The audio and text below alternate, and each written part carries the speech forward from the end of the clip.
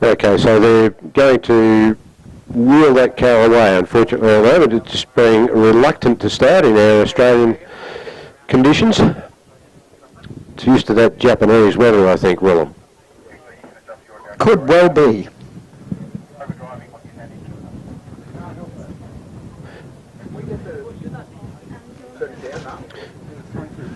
So I'm not too sure who's going to be coming up next. I can see a car further back in the on the road in, but they look to be working on that car.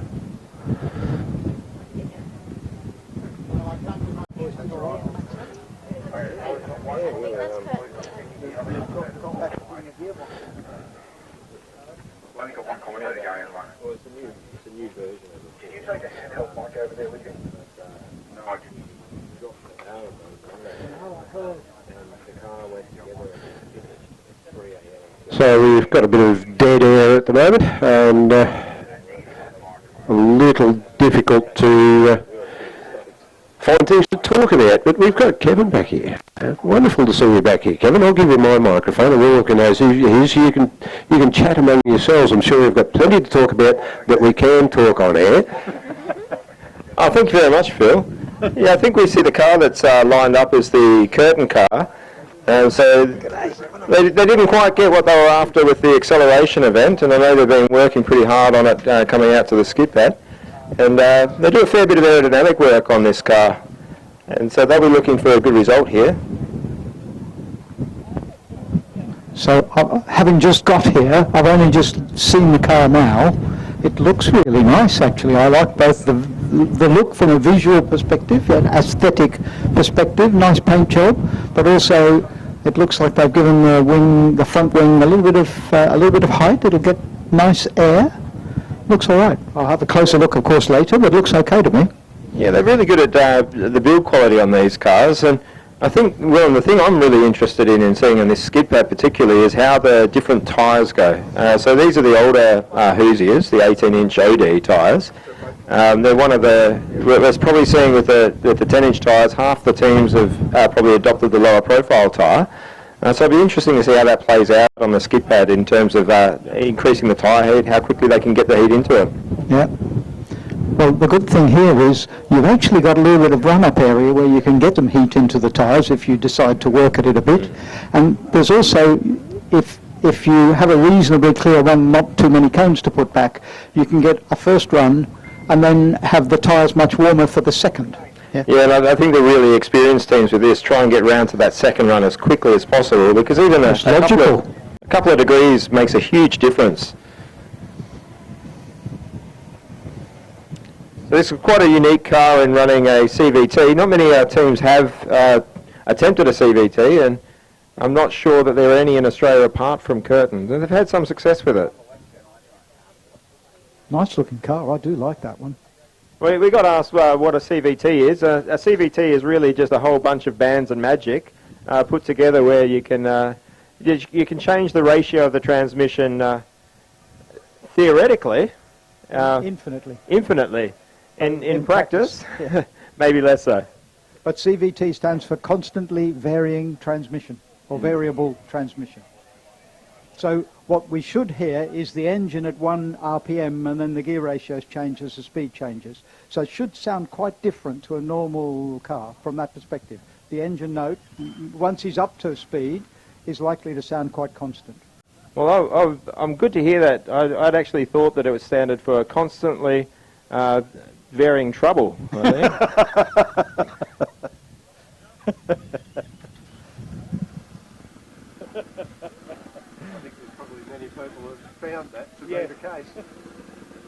Yeah, CVTs have become a pretty popular thing in road cars these days as car manufacturers are trying to run in a fuel economic region of the engine. We see here that they're taking all advantage of trying to get a little bit of a run up and get some temp into the tyre. You can see them there. And straight in as quickly as possible.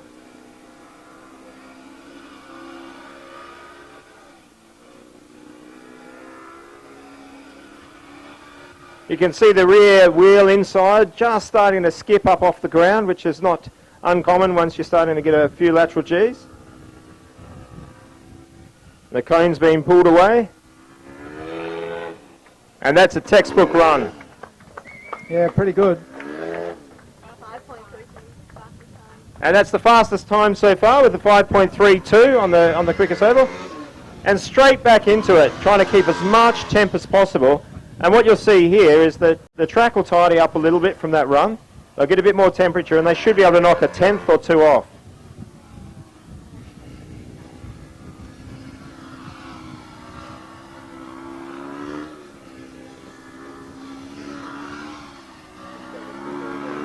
And that looked like a pretty handy.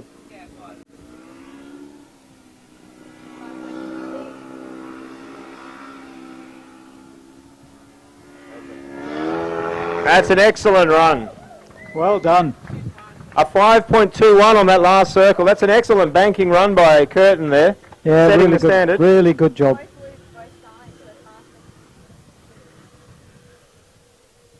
And that's the real Good job. Fastest time so far. That's a real advantage of going early. Getting a time like that, it takes the pressure off, and they can now concentrate on just coming back and bringing a bit out of that.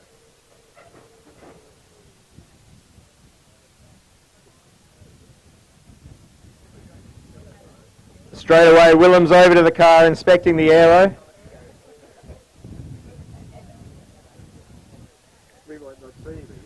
I think that's the last we're probably going to see of Willem in the commentating. He'll get caught looking at the cars and appreciating all the aerodynamics. I heard you. Old habits die hard. Yeah. What did you hear, Willem? So really, really nice car. I really like it.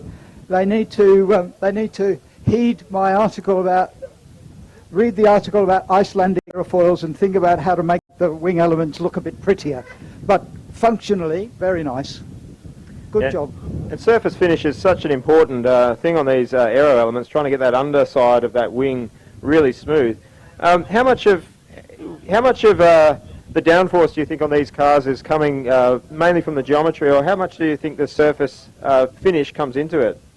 Well, the surface finish can make a really big difference, particularly if you've got trips or steps or really bad roughness on the important surface, which is the underside.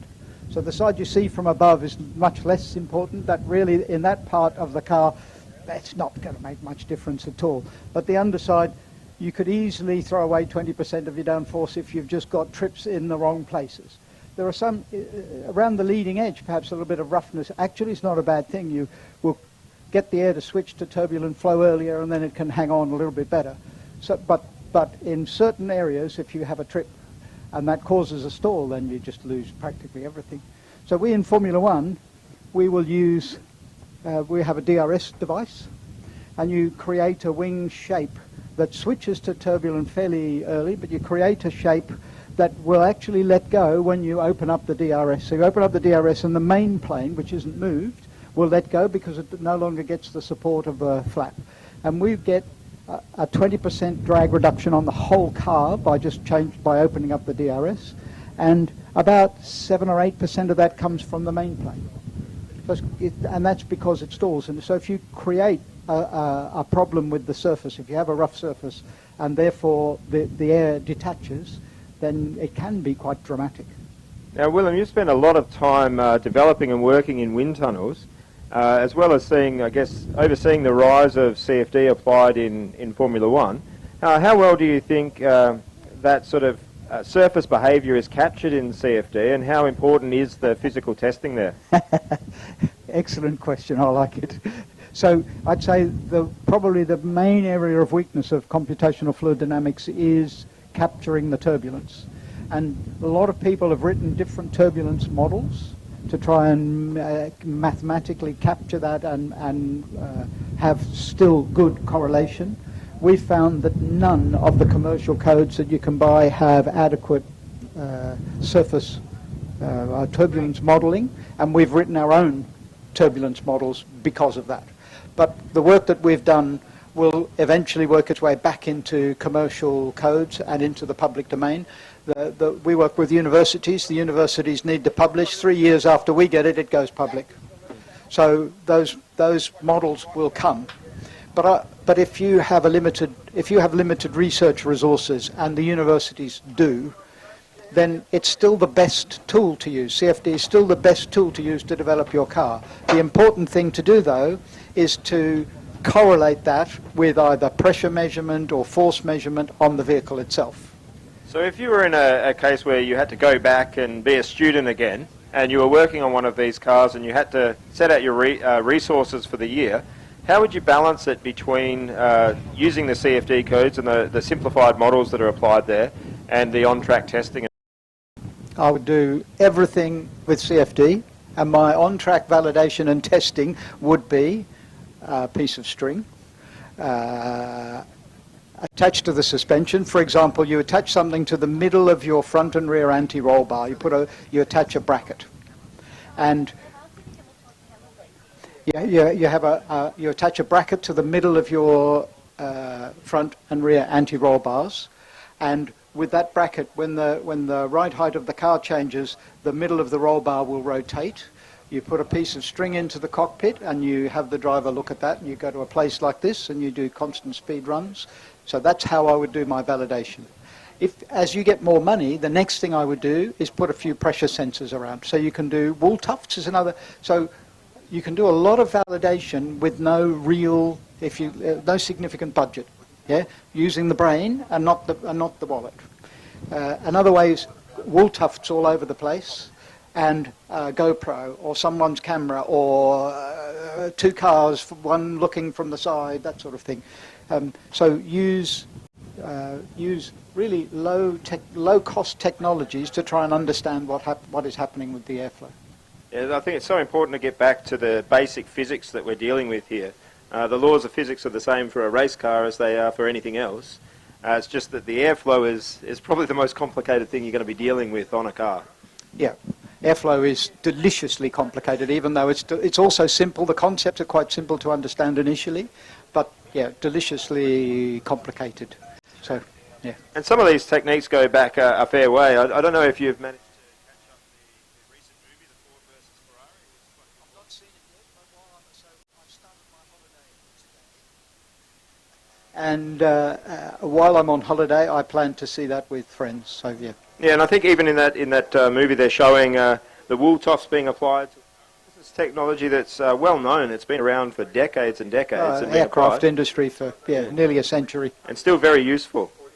So on the side of the physical validation of that sort of airflow regimes, how do you feel the dyes and the fluorescent dyes and everything? Are they something that the teams should be looking at for some of those elements? So the fluorescent dyes they need a little bit of time to dry. You have to be careful how to use them, because you apply them wet and you need them to be flowing for a while for the it's like a paint almost to dry. Now, by the way, to make a fluorescent dye or to make a flow visualization dye, you need some paraffin. A few drops of oleic acid, which acts like a wetting agent, makes it stick to a surface, and then either a titanium oxide powder or some sort of fluorescent dye, almost anything, and you just play, mix and try. But with the low speeds that you have with these cars, you need to have a bit of time to do a run. Then any surface that is vertical, gravity has an influence on where the flow lines will actually go. So if you have largely horizontal surfaces like a wing with not too much curvature, then the flow lines will be roughly correct. And then if you still have a liquid, let's say you have a rear wing with a pretty steep final angle, if the liquid is still flowing, then when you stop, it'll flow backwards down the wing again. So you have to be quite careful when you interpret.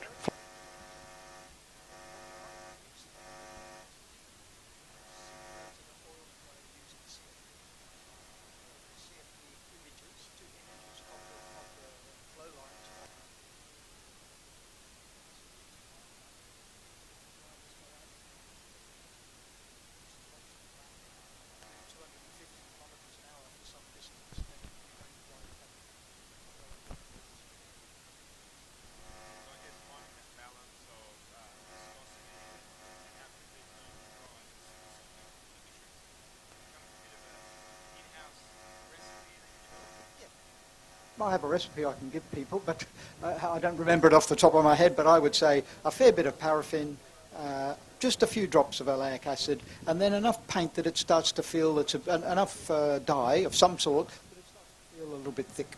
And when you paint it on, it doesn't just feel like paraffin. And that's a good starting point. So I'm not sure if I'm in a place to be able to say this, and you can tell me not to release any information, but little birdie has sort of mentioned that you've been developing your own hill climb car and been applying a lot of this technology. Have you been sort of going back to the resources of a student and applying it yourself? That's exactly what I've done. So I did hill climbing myself over many, many years, and actually on the hill climb cars that I drove, the only part that I designed and made myself, I made a rear wing, and very strict rules from the manufacturing side. One main plane, one flap design. You can make as many elements as you like, but the moulds cost too much money. And that's exactly the same for Formula Student. You have to be sensible in where you deploy the limited resources you have. I made a nose cone because I crashed a lot. So I won a lot and I crashed a lot. Well, it sounds like you're pushing right. Well, Sue very quickly learnt with me that if I came second or I crashed, my mood going home was identical. I didn't win if I crashed. I didn't win if I came second. Yeah. Anyway, back to real business here. E42. UQ. This is one of my favourite teams, Willem. They've gone for the really narrow concept to try and get a really open line through through autocross and endurance, which means less downforce for them. So it could cost them a little bit in skid pad. Yeah, I think in skid pad that has to be mechanically a disadvantage. A narrower track, more roll moment effectively.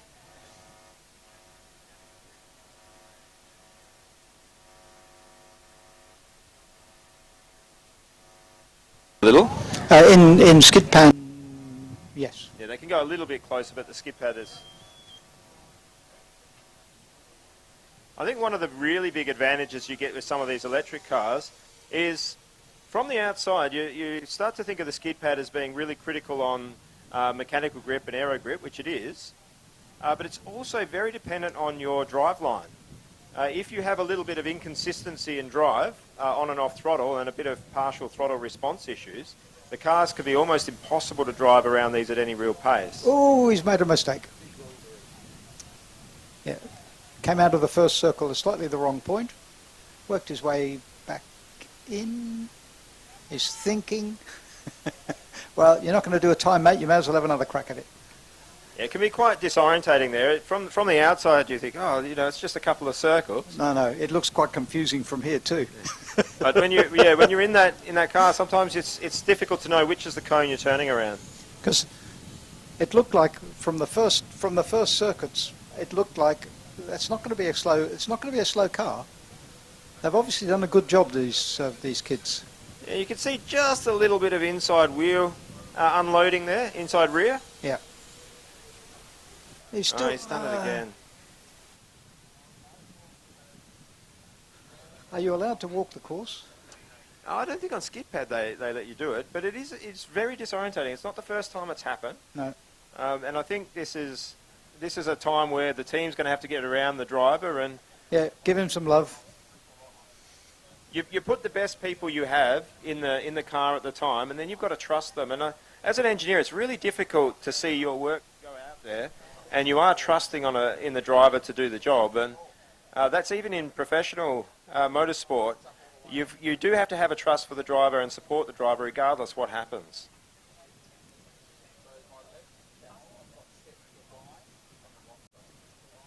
Yeah, nobody will be harder on the driver than himself. Oh, after that, I no. think.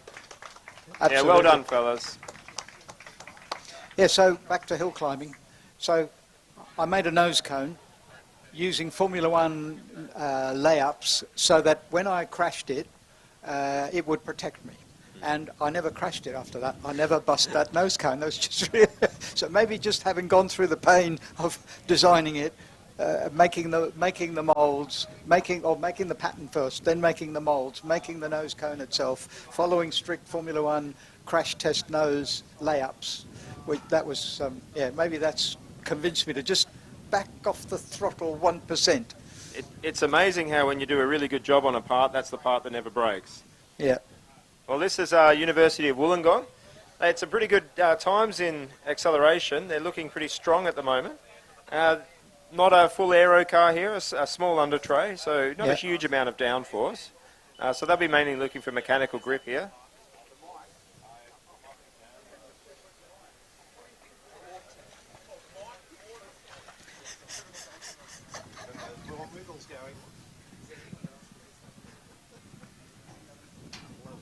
You can see this competition is all about the heat of the tyres, and there is some test data available for the tyres that these teams run. They have access to test data through a tyre testing consortium, and there's this period of heat up where you can really see the extra lateral force that can build up as the tyres have temperature, and it's quite significant, especially at the low temps.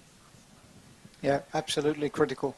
If you do the mathematics on where the grip is going to come from, the maths tells you the tyres are the key.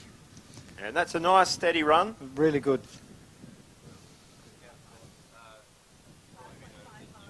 A 5.55. Ah. So a 5.55, that's a good banked run there. And this is where I really am interested in the tyres here, because especially in the Hoosiers, you have a difference in how those tyres behave. The R25 compound has a peak temp that's a little bit higher than the LC0, so you really need to get them to about 65, 70 before they're at really good operating grip. But the LC0 compound, it really comes in about 55 degrees and actually starts to drop off as you get a little bit hotter. So you might find that cars that are running the LC0s have a bit of an advantage on the skid pad, but then maybe aren't able to have the good lap times. They'll have a disadvantage, yeah. Then the Goodyear's chucked in as well, which is also a tyre that tends to heat up early. So it'll be interesting to see the 3 different compounds play out, as well as what looks like 5 different constructions. So is there nobody in this competition making their own tyres? Not in Australia, but there is in Europe. Yeah, absolutely. Delft University, who are well known. Delft has I think Pajeka is that the right pronunciation? Pajeka or Paseka? Pajeka. Pajeka models. Yeah. Was a researcher in Delft, and they've got a bit of a history of academic research in tyres, and they build their own tyres. It's really quite impressive. Yeah, and a number of others have at least specified some of their own compounds, and getting them in the right working range is part of it. We have a really interesting one here. So this is the previous champion in Monash, a very heavy aero-based car. So not heavy in weight, but heavy in terms of what they apply in terms of their effort. So this is my first look at this car as well. Another very nice looking aero package. The diffuser's been simplified from the past. Looks like the central one. Well, they've taken a lot of weight out in this car, Willem. Have they? Yeah, so this is sitting at about the 230, and I think previous cars, electric cars for them, were quite a bit heavier. So this is a really big redesign from the team, and they've been really impressive so far.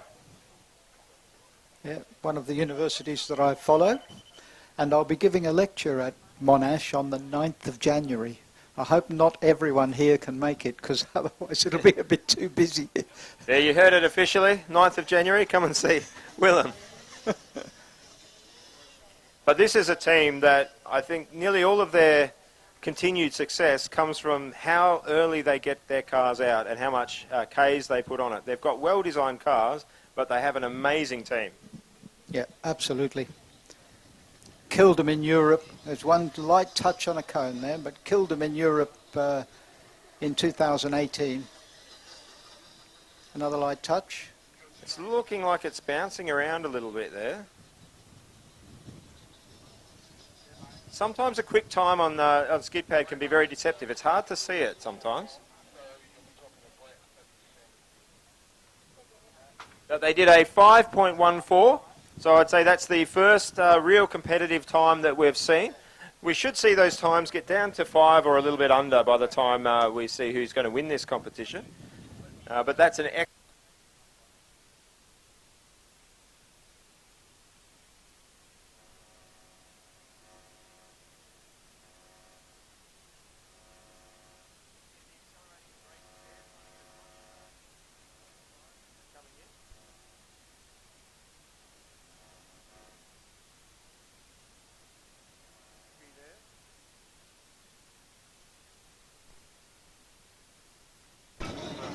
can see that skipping up just a little.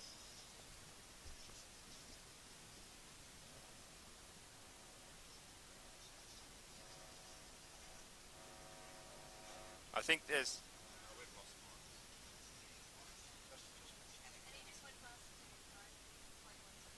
Okay, 5 point. Yeah, both of them.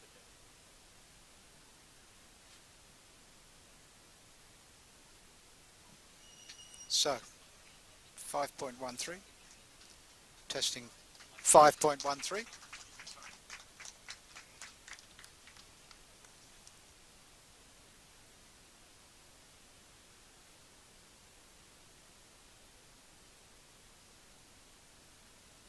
To yell out.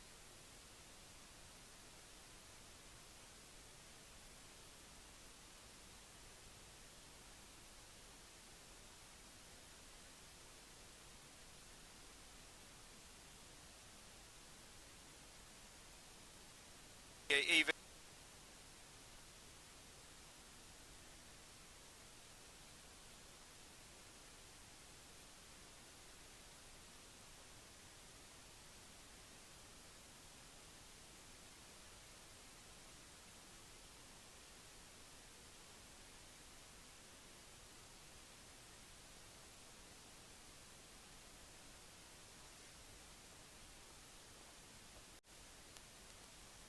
quite wide. It looked like there might have been a bit of fluid coming off that. Oh, this driver's having fun. Exciting to Oversteer. watch. Have they got torque vectoring on that thing? He's having so much fun. I want to drive it. Wow. A 5:10, so the new quickest time. Looked a little bit untidy, but the quickest time is there. And yeah, well, the driver's having fun.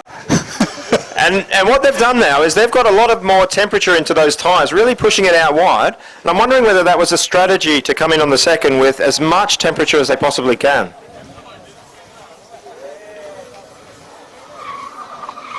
You can see a little bit cleaner here, so he might be using this tyre temp to just get a bit of a better line. Still quite wide out of the cones.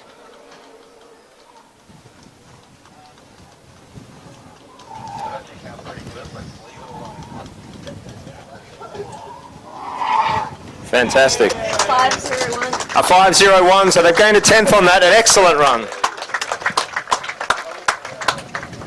I think the really interesting thing there, and if you are watching this and you're trying to beat that car, I'd start to get pretty worried because the transient behaviour of that was really quite impressive. It was really, that looked such great fun. The driver's able to balance the car really easily and change from understeer to oversteer. So he's really got good control over the car. So Yeah, that- mechanical setup, I don't know whether they have torque vectoring. I'm going to go and ask. No torque vectoring we hear, it's a single motor. Okay, so we have University of Sydney here.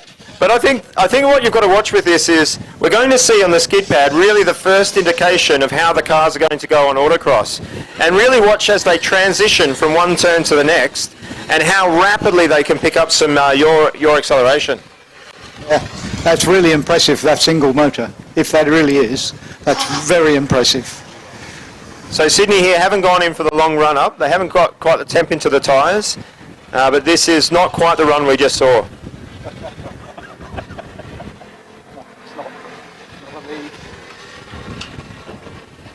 And he's taken the wrong way.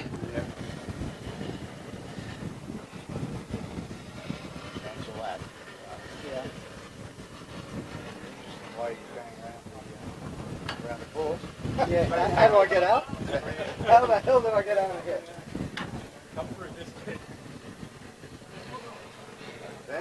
I think the mental aspect of this too is when you've made a mistake like that, it's so hard to line up the second time and have to go back through. It's very nerve-wracking sitting in the car. Yeah, you need to be able to flush the brain away and just say, start again, reset.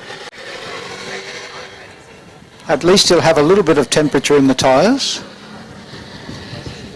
And this is one of the things you see with really professional drivers is the ability to leave a mistake behind them.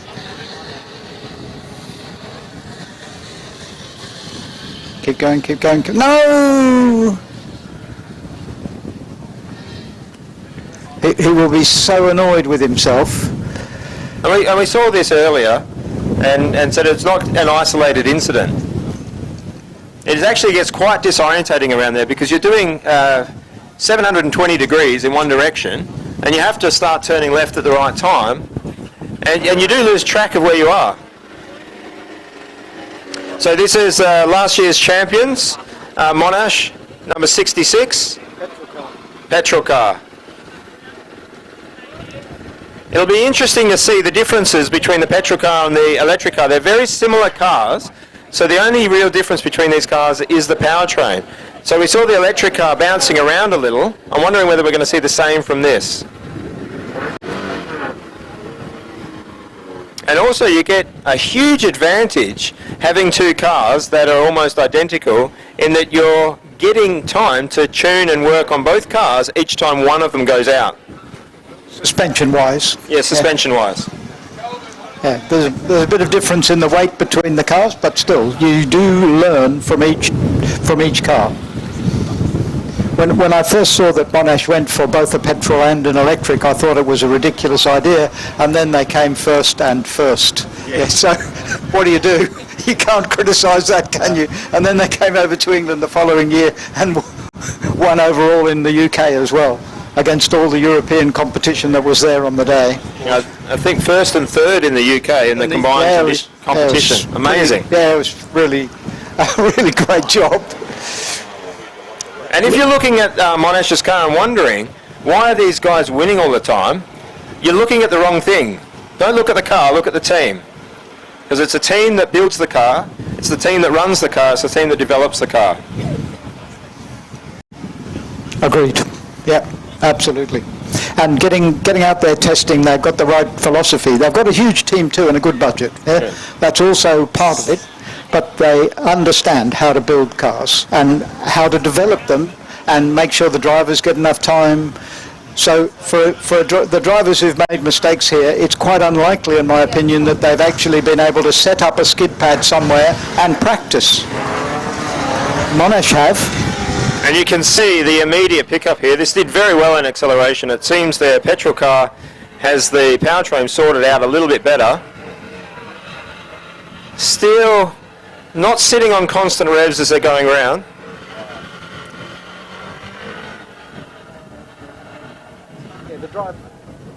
The driver will react to the grip that he's feeling, and the grip is not constant. There is wind out there, so you get better turning in one direction than another.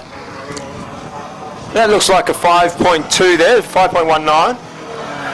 I think there's more to come out of this car, Willem. I hope so, for their sake.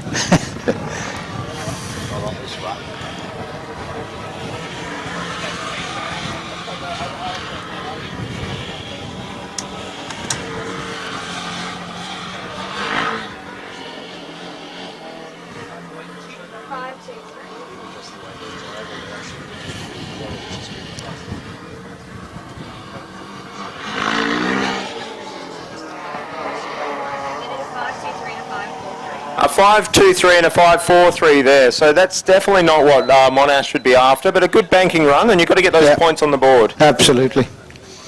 I think, Willem, you're pretty well placed, having your experience in motorsport, to know what it's like to be on teams that have had really big budgets and really big teams, as well as teams with smaller budgets and smaller teams. And it's not really a direct correlation between the size of your team and the amount of success that you have. No, it's not. Ross Brawn has a good saying. A good big team will beat a good small team any day. But between a not so good big team and a really good small team, okay, there are ways that you can do well even with a small team.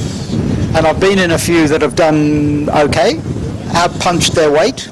And that's a really nice feeling to have. And you see that also with the university teams. There are some that have come really very small teams and do really extraordinarily well for the size of budget they have. Okay, E8. So this is University of Adelaide or Adelaide University. They had some real power in the acceleration event, Willem. This thing spun its wheels for a good third of it of the start.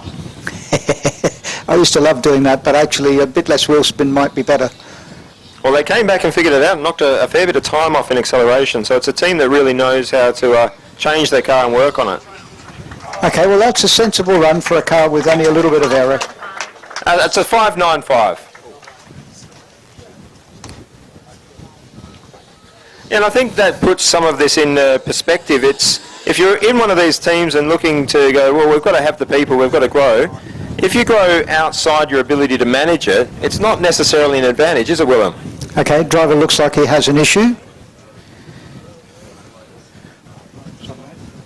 Yeah, well, so just talking about having, as you're growing your team, to work on having appropriate processes in place so that the growth that you've got is actually directed in the right place.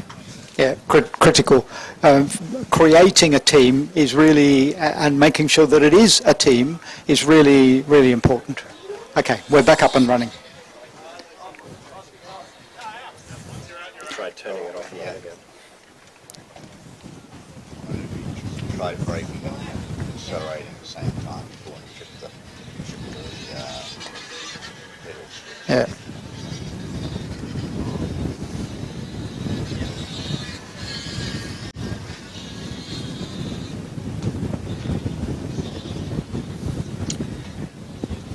One of the things I like about this skid pad event and some of what it tests about the car is I think this is a really good place to look at the compliance in suspension systems and compliance in chassis and start to have a look at a car as it's going around under a constant sort of lateral load and see how things are moving about. And you can everyone's running similar weights, similar compound tyres, and yet we see a big variation in times. And a lot of that comes down to just solid detail work on these cars. Yeah. And that was a 5.2. It was a 581. Sorry, a 5.81. Sorry to get any hopes up there.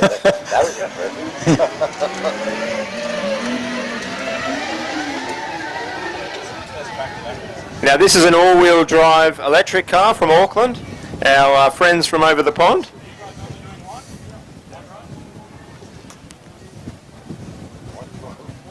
You can see here, Willem, the much lower profile Hoosier tyres. Absolutely, you really see the difference, 10-inch I guess. I can't help but think that this is the tyre that we're going to see a lot of teams switch to. Oh, Well, that's a cone down. yeah, he's touched a couple.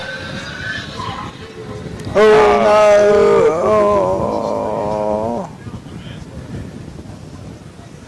Oh, it's really sad.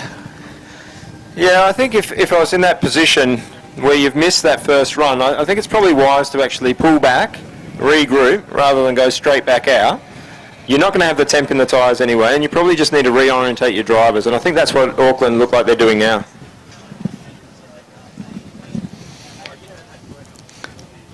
Yeah, one of the advantages of getting a car out early and doing lots of testing, if you've got the space to set up an exact replica of the skid pan, then the drivers get to practice it.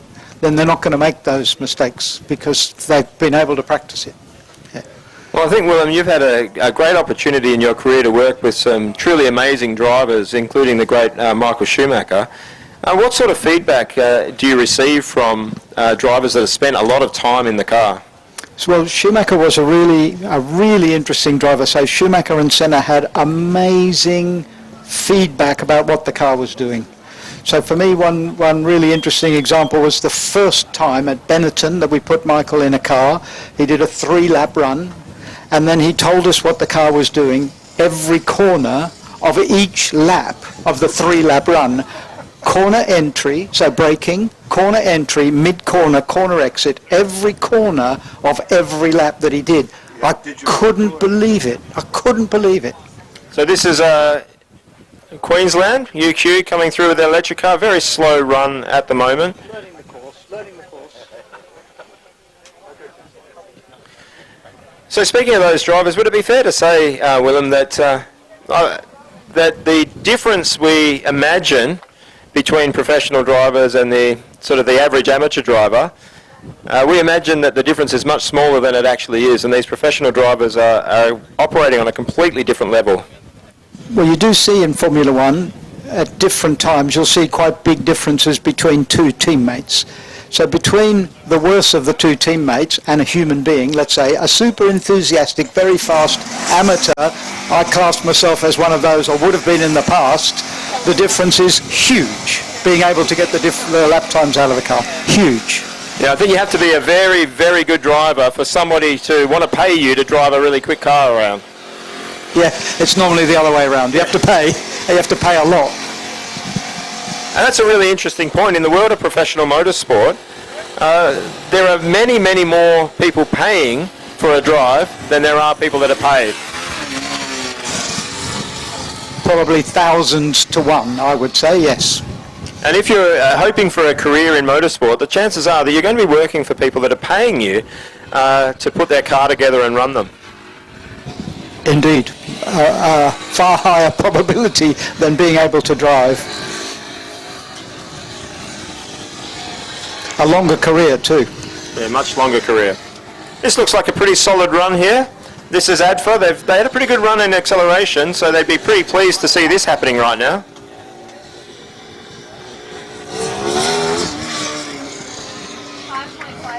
A 5.58. That's a very solid run from ADFA there. Coming straight back around, using this tyre temperature, building it up. Yeah, it's a good course. This is a good course for that. You've got room to be able to build in some tyre temperature. And I think much safer really to have this space for them rather than try to have it in a really small closed off area. It's a wonderful facility, Winton. Yeah, gorgeous.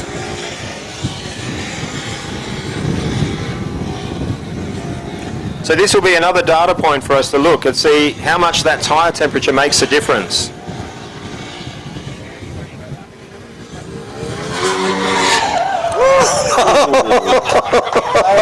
he probably hit the cones after 5.39, but then yeah. So we see again, it didn't end well, but if you have a look, that was once again a 10th improvement with temperature in there. Yeah. And the driver was having great fun until just after he crossed the timing beam. Yeah, it's always great fun on a racetrack until you're pointing backwards. Yeah. As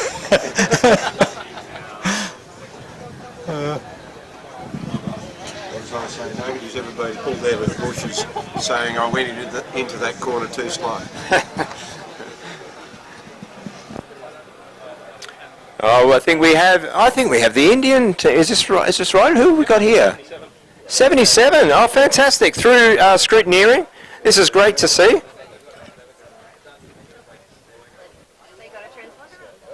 Oh, this is fantastic to see. The amount of effort that goes in to build one of these cars, it's always amazing to see our students finish.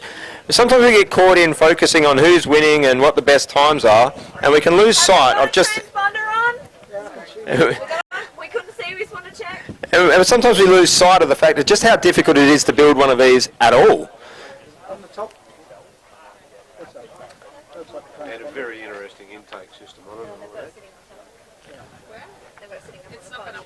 So another single cylinder car running these Hoosiers, the 18-inch OD Hoosiers. But it looks like they might be pulling this back. Yeah, the transponder's too far away, won't work up there. Yeah, so that's just to relocate the transponder and make sure there's a good connection there. We have some amazing people doing the timing at this event. I mean, the officials that run this are really professional, and it's great to have them at educational events.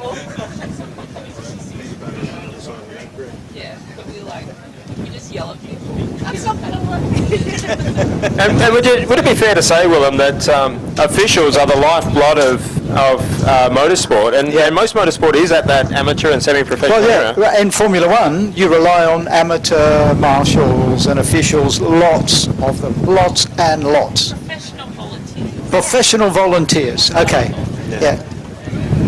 And there's a lot of training that has to be gone through to officiate and time done, and there's a lot of mentoring that goes on. Yeah. And it really makes these sorts of events possible. If you are interested in motorsport and you're a student that's sort of leaving your university and you're wondering how to stay involved and you look like you can't maybe put a car out yourself or something like that, it's a great thing to get involved with and give back to the community. and think about being an official. They're always in need of people that know what they're doing. How close to the action we Yeah, are. absolutely. Yeah, you do get a great view. Yeah, you get closer to the action than anyone in the paying public, and also all those special VIPs that pay a fortune, or famous actors. You still the volunteers get closer. Well, Willem, this car did a 3.89 in acceleration. Oh, It's quite a quick car. You can see how easily it picks up, and it doesn't look like too much of a slouch around the corners either. no, that's not bad. 5.65. 565 first loop. Oh, that surprises me, Willem. It looks like it's going a bit faster than that. 5.49. 549. It's a great banking. So let's see again. How much are we going to lose in terms of time by having the warmer tyres now? So you can see that second lap was faster than the first. They've all heated up.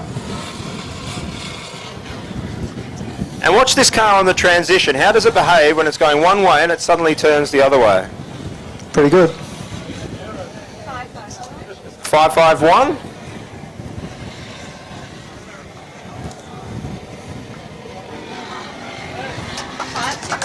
And a 521. Yeah, that's excellent. You could really see that was starting to bounce around a little on that second curve, so you could see it being pushed much closer to the limit of that car. Yeah. And when you're considering that UQ here is deliberately running a narrower car to really optimise the line they're going to run through autocross and endurance, they know they're taking a bit of a penalty here for an advantage in that. So that sort of transient behaviour looks quite promising for them. Yeah, it does. Yeah.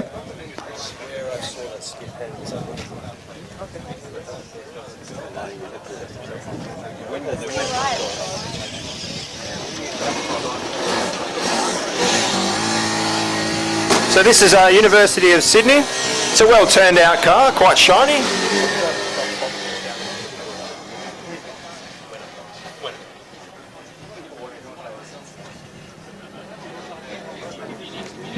Not a lot of work done to get temperature into the tyres yet. It's okay. They look like they need to learn the course. Yeah, one of the key areas with your powertrain development, it's very difficult sometimes to get the low RPM sorted on a dyno, and when you see that around a skid pad, you're really in that low throttle, low RPM region. It's quite difficult to tune on some of the dynos that the universities have access to, and so it really speaks to getting out early and spending that time in these regions just for this event. 649. So now he's working.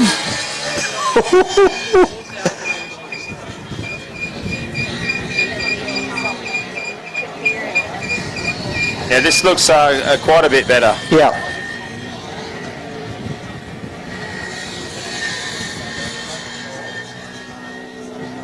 No. One lap too many. It was a 591. He's had another go at it, but unfortunately this one's not going to count for him. I'm saying him reflexively, but it could very well be a her in there. Yes, and he did another one on this side. So it was the First one counts. So they have a bank time there, but unfortunately that run with the extra lap, that would have incurred a penalty. So we see now there's quite a line building up. We can see Griffiths lined up there, as well as University of Queensland in line. ECU's back there, as well as University of Wollongong.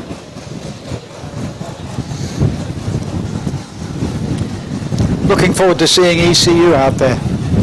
Yeah, so am I, Willem. Oh, you're biased though. I'm very biased.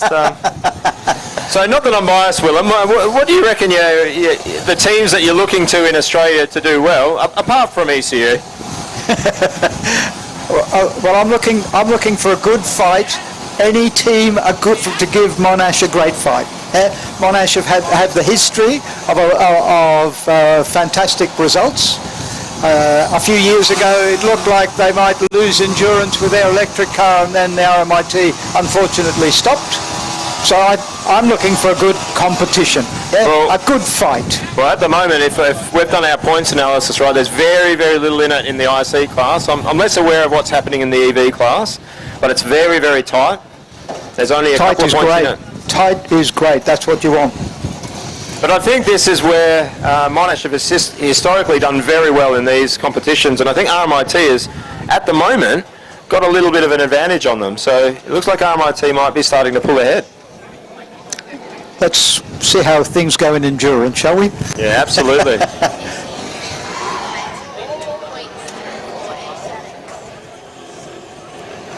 I think it's worth mentioning how much the statics events actually matter. Oh, and unfortunately we've had a miss on the line. It is really important, this competition. There is a dynamic element, which we're seeing now, but the static events where the students are judged on the design of their car, the costing and the marketing, and there's a lot of really valuable points up for grab in those static events that there's really reached the point in this competition where you cannot afford to do poorly in any one of the events if you want to try and win one of these. Indeed. No. Yeah, the tighter it gets, the more that becomes the case. Yeah, it's you've got to do well in every static and dynamic events. Well, I think if I go back into the past, people, before RMIT came along with their first really good single, nobody really worried about the fuel economy event. And now they came through and had a really good points advantage in that. And I think until even recently, people were maybe not paying as much heed-ins to the cost event, but now we're seeing even more effort paid to that to try and gain points. Yep.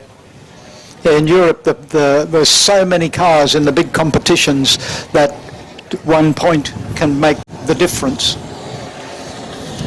This year, not. But yeah, it depends on the year and depends on the competition. But oh, a bit sideways. Oh, just collected a cone and another one. Oh, I think that driver's not going to be very happy with himself, unfortunately.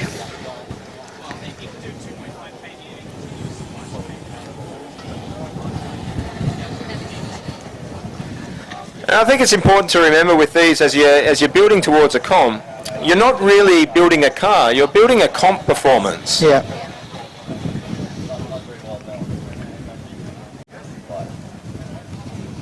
So all of these things that play into it, you look and say, well, this is a competition where students design, build and race their own cars, but they actually need to do a lot more than that. They need to build the static events, there's their performance there. They need to build drivers.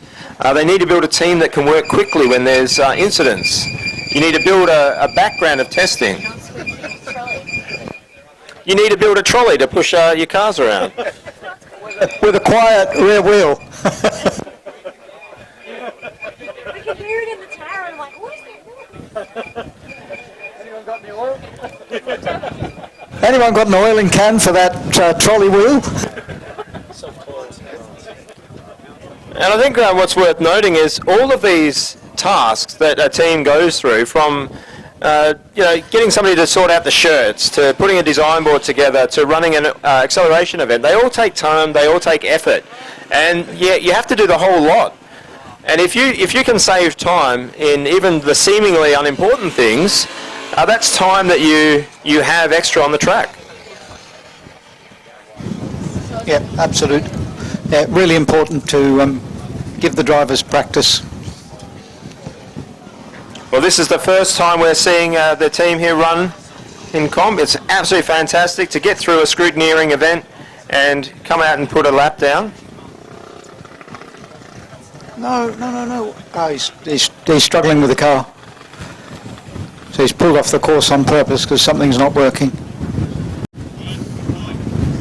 Well, one of the things we noted with the acceleration event, some of the advantages of getting out early, is you never know what's going to happen in these events. If a car has a problem, you never know when somebody's going to dump down a bit of oil on the track. And so you often want to wait pretty long to get the best conditions, so this skid pad will just get faster and faster as it cleans up and a little bit of rubber goes down. But you have to balance that with the risk that there might be a car that drops a bit of oil, and you're going to have to deal with that.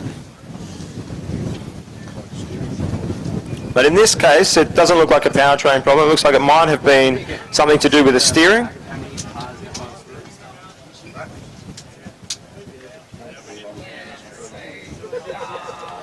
I'd actually, from putting my vehicle dynamics hat on and suspension design hat on, I find that the steering systems on these cars are probably some of the most critical areas to get right. If you do say what Colin Chapman said, and every suspension system will work if you don't let it, the only thing that you're left moving about is the steering system, and all of the angles and the intersections, so your mechanical trail and your scrub radius, can have a huge impact on the drivability of the car, and particularly in a Formula SAE car where the steer angles are quite high. Add into the fact that if we start to look at the effects on aero and a wheel that might be at 20 to 30 degrees of turn, and what that's doing to the flow leading into any sort of side wings or rear wings and so on, it's quite an impressive influence it can have. It can. And many people don't test that, especially not in Formula SAE, because they just don't have the resources, so they'll tend to do straight line symmetrical cases. Clearly not correct, but when you've got limited resources, if that's all you can do, that's all you can do. Well, it was amazing to have you over in Western Australia, Willem, and I think one of the things we took away from what you were saying is trying to do a lot of your runs, or at least a big proportion of your runs, at some sort of yaw angle and some sort of steer angle, because of course you're really only using the downforce when the car has some yaw and has some steering, so that's the only time it really matters. Yeah, in this competition there's very little. Even braking is not often in a pure straight line. There's always going to be some wind out there, so being able to do your development work in a cornering condition of some sort, a yawed condition at least, will teach you a great deal about what changes when you have wind or when you go into a corner. Now we have seen that with the big side panels on the back ends of these, that a few gusts can really have a massive effect on these cars. They don't have a lot of wheelbase on them. Yeah, the rear wing end plates, I'm surprised to see completely flat rear wing end plates that take no account of the wind or yawings, the car sliding. So all you need really is a little bit of a curve on the leading edge to help air into the space, so that in a little bit in wind and in yaw conditions you don't have stall propagating from one side of your wing. It doesn't take much. One of the problems is, of course, that's your outside maximum, so therefore you're going to do that. It means Yeah, you have a narrow wing. Absolutely. Yeah. And I think we found that in the design, that even a small gurney at the back end, the wing width that you lost due to just putting a gurney on the side panels was less of an advantage than having the gurney there. So losing a little bit of width on the wings in the sims turns to be a good decision. In F1, we are permitted 20 millimetres for the rear wing end plate thickness, let's say. You've got a tolerance where you can have wing and where you can have end plate, and we use it all. We use the entire 20, and if there was more, we'd use more. So you have a narrower wing, you get more performance. It seems counterintuitive, as so much of this fluid dynamics does. And this is Griffith here, keep putting in their first run. 5.7. And a 5.7. A 5.75. With your comment about the side gust on the narrow track vehicles, do you remember that down at Werribee where one of the cars we had a very strong gust almost up into the car, and that's why you presently reduced the size allowable on the side gust. A little better. So we're definitely seeing a 5.3 there. A 5.36. 5.38. And a 5.38. Yeah, not bad at all.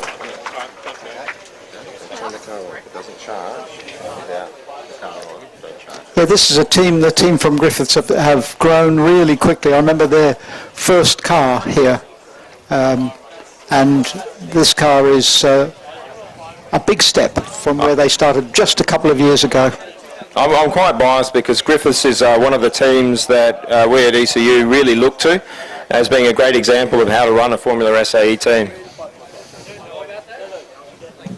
Yeah, another really nice looking car. They've made such progress. I'm really impressed with how fast they're learning. Yeah, that's absolutely incredible. And the more time you get out and the more the cars run, the faster they become. It's not rocket surgery.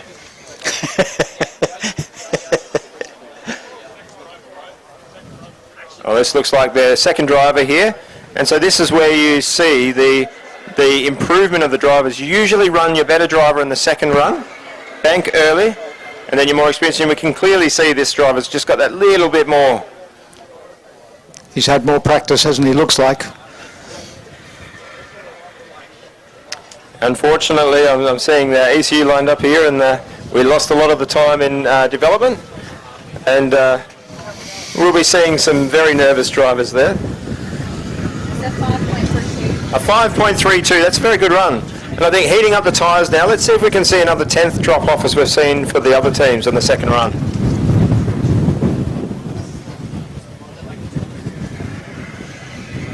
This looks very smooth, doesn't it? Yeah, very smooth indeed. The suspension looks well sorted. 526. A 5.26.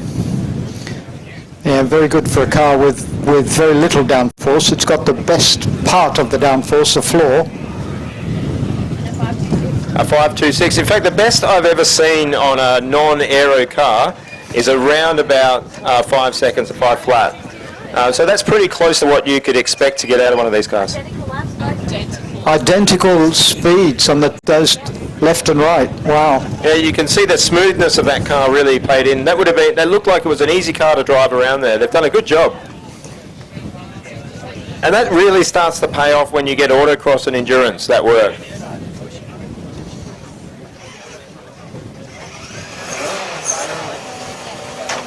So here you go, Willem, your favourite car? You're not trying to bias my opinion, are you? I'll give you $100 later. No, you won't. Yeah. I know you. I'm a university lecturer. I don't have $100. No, exactly. This is a very slow initial lap there. Are you trying to motivate your driver from here? No, I think any motivation needed to happen a few months ago.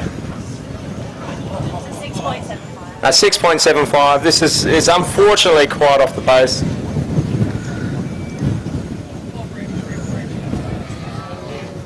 Okay, no mistakes. 5.86. 5.86. So no mistakes, and he's got the tyres warmer. He can have another go at it. It's quite a bit of wind at the moment.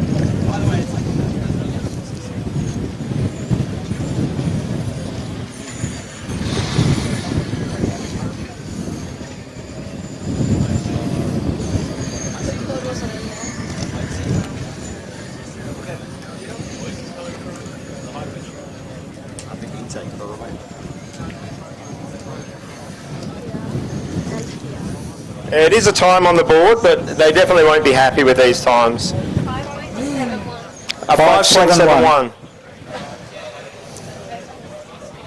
Hey.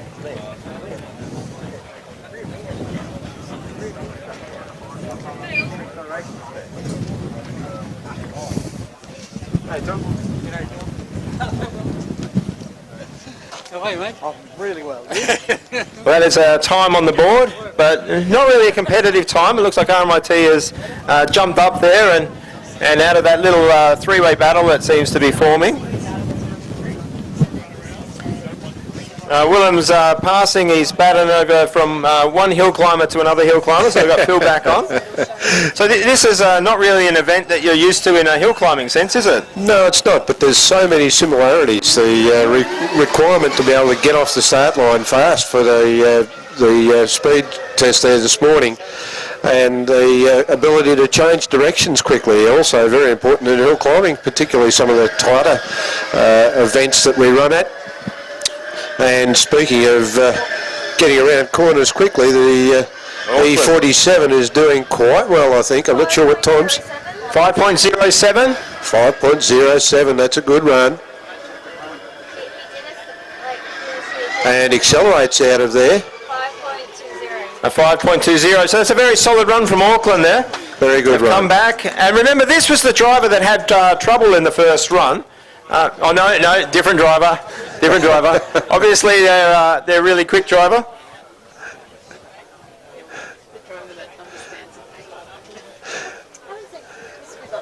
But that is a huge comfort to the team. They've gone out. They've had their first run didn't pan out the way they wanted. They've gone away, figured out a way to come back and put in a good time, and those are the signs of a real champion team. Absolutely, and of course the next car up is the RMIT car, which has been going quite well. Yeah, currently the fastest car around the skid pad. So if you're around, watch this, and in real particular, watch the transition of this car, because I think this has been very clearly the best car moving from one circle to the other. Absolutely. It transitions very well. The mechanical grip plus the aero assisted and a little bit of drifting there. I think he should have just held on to that one. 5.65. Yeah, I think the first driver, when they were really holding that slide a little bit, It seemed to give them a bit of advantage, didn't it? Actually, a 5.26 there. Well, I think what you find, Phil, is that it's not very quick to get the back end around, but it's much, much slower to get off it and slow back down. the recovery is, you lose out on that recovery. Smoother this time. And you can see a lot less rear wing panel on this. He's missed that. WD'd it. That was unfortunate. So they've really made this with I think a bit of an idea towards a bit of instability there, and to really get it turned. So they'll take big advantage of that in the autocross and endurance. Yeah, it will. It'll be very interesting to see that car in there. I think the real struggle with the autocross and endurance is you have to be able to correct any mistakes that you make. You don't get an opportunity to sight these laps before you go out. You get to walk around, and some teams have simulators that they get up and they'll run something pretty close to the track. But the cars really need to be able to correct from an error. You're not trying to do lap after lap after lap and do the perfect lap. That's right. You need a very responsive car, very much like hill climbing. Yeah, that's right. There's so many similarities. And one of the things between Formula SAE and, say, the Formula Libre that runs in hill climb is that ability to be a little bit outside of the parameters of what somebody might think is right. You can go and try something a little bit different. And stay within the guidelines, of course, but you can try things that are a little bit different and see whether it works. So here's the RMIT petrol car, and you see, if you read on the back of the wing there, it's perfectly balanced. So you be the judge of whether that's true or not. Well, it's showing pretty good balance at the moment. Yeah. It looks a little bit off the pace, I could be wrong. A 6.05 and a 5.79. So not quite at the pace. And I think they may have just done an extra lap.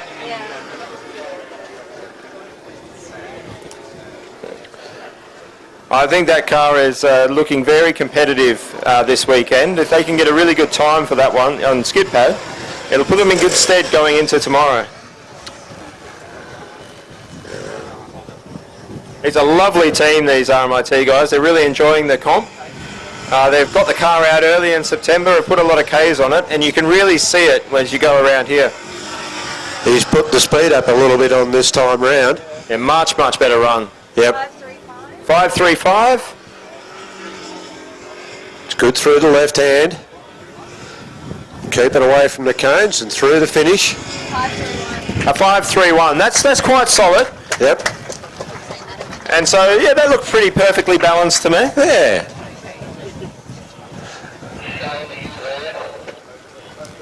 If you don't find yourself pulling yourself out of the shrubbery, then it's all good. Yeah. Yeah, I've heard understeer oversteer described as me as just find out which end ended up in the bushes, and you find out what your balance is. Or as Willem would say, crash back.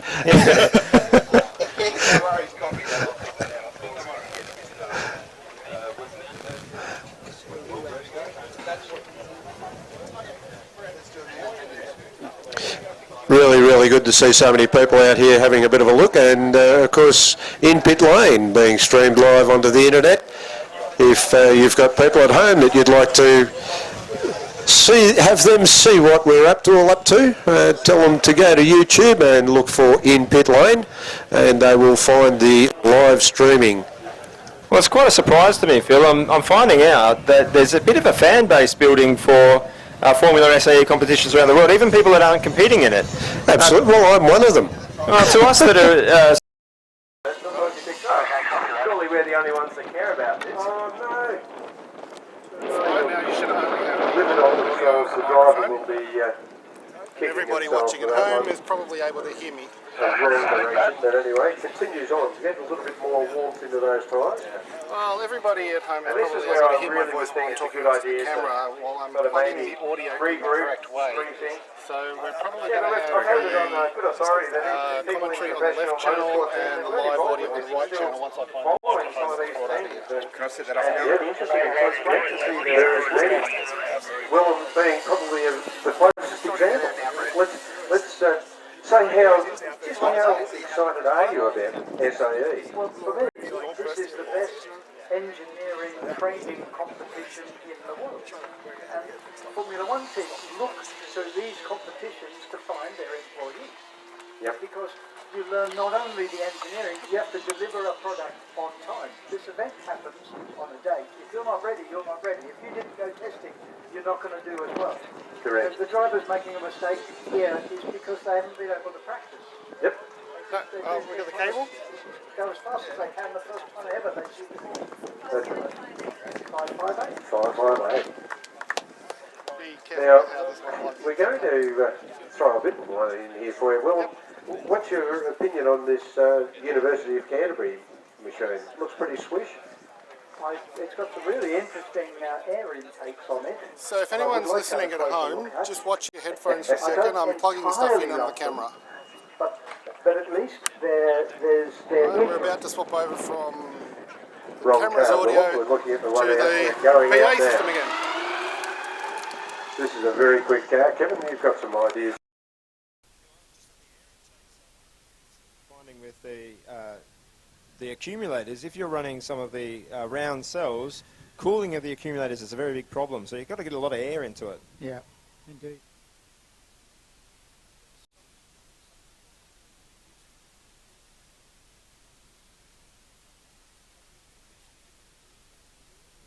But you're using air cooling, you're going to need a lot of air. Yeah. In Australia in particular. Whoop. Oh, that was a bad end to a great run. Just missed the turn off there. That looked quite competitive. I think that was 5.3s until that happened. But this is a beautifully turned out car. I think I think everyone here is really looking at this car as being the nicest presented car at the comp. They did a really great job, but the first time they produced an electric car, I was really impressed. Really fast learning team.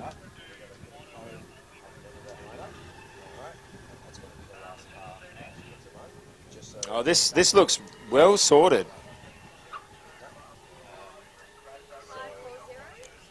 540.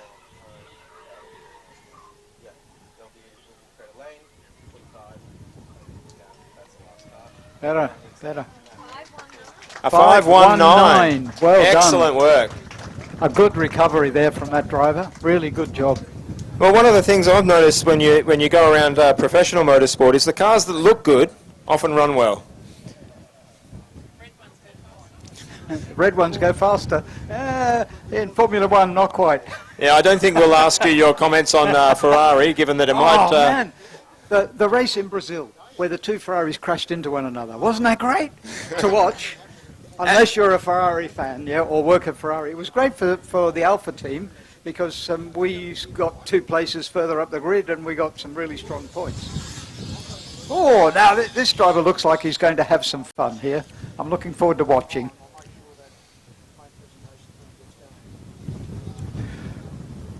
Yeah, he's not mucking around. No.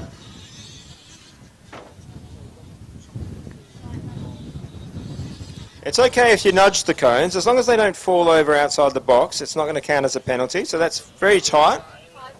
542. 542, it's quite good. No error on this car. He's got a floor. Yeah, he's got aero. Oh, a A little bit. bit. 535. 535.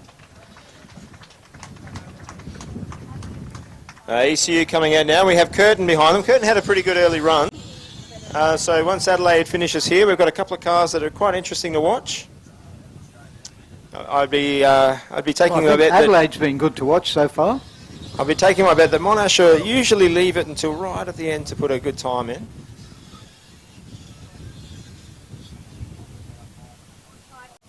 Five, 2, 3. That's an excellent circle. Come on, push. Willie Mon, everyone. 5, 2, 4. Fantastic! 5, 2, 3, 5, 2, what a 4. run! Good effort.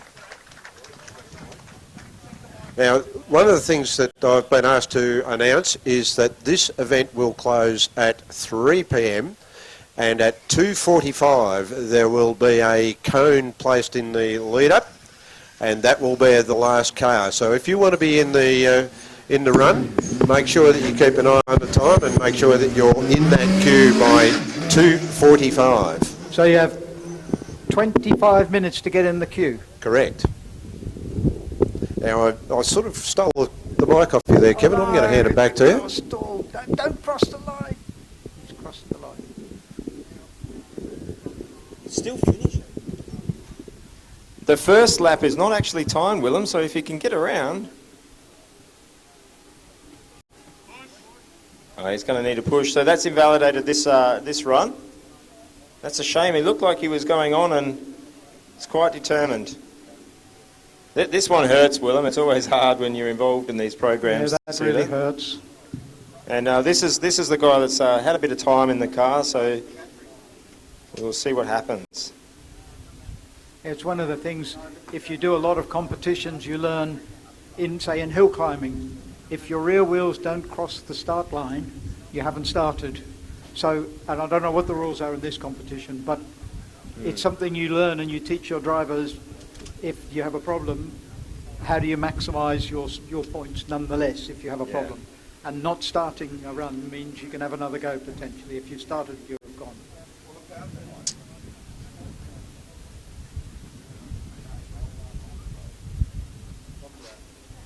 I think I've been alongside these guys as over the last few days as the engine rebuild has gone on and how they've gone about it.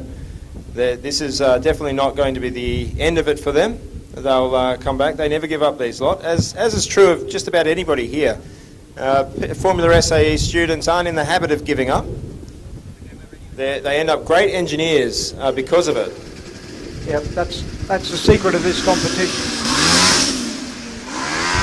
You see that car on acceleration really squatting down on that back end. Yep, looks fairly soft mechanically. A lot of wind blowing, so you'll have good grip in one part of the course and terrible grip in another. I find that quite interesting, just how much squat there was there, because when you're squatting the rear as much there, your front wing lifts a lot, and the angle change on the front wing is quite extreme. Well, the height change in particular is quite extreme, and that will have their ground effect wings. It'll have a big effect. 559. Heat going into it.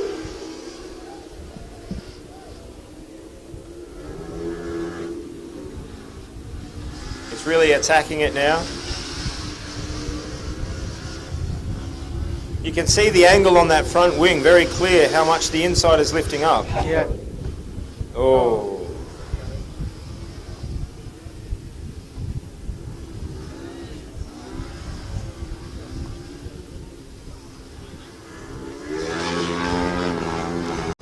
And unfortunate, a 543, so unfortunate about that cone strike there.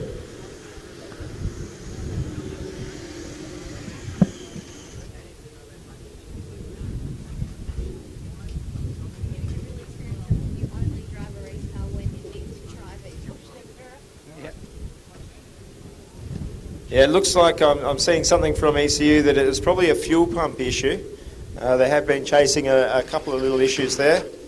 So hopefully that can be fixed up. Yeah. That looks like, unfortunately, That's an in-tank pump, so it's probably not, unless they can work some magic there. 21.5 minutes to fix it and get in the queue.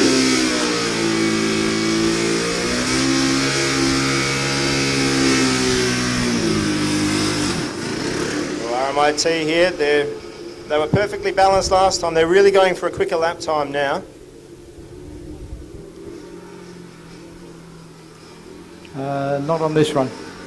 Yeah, unfortunately, the sort of 3 IC cars that had been battling it out really have underperformed. Oh, no. Oh, he's kicking himself. So we saw Monash go out with a 5.1 or a 5.17, and definitely not what they'd be aiming for. And they're coming back now, and it looks like this competition's starting to head towards them.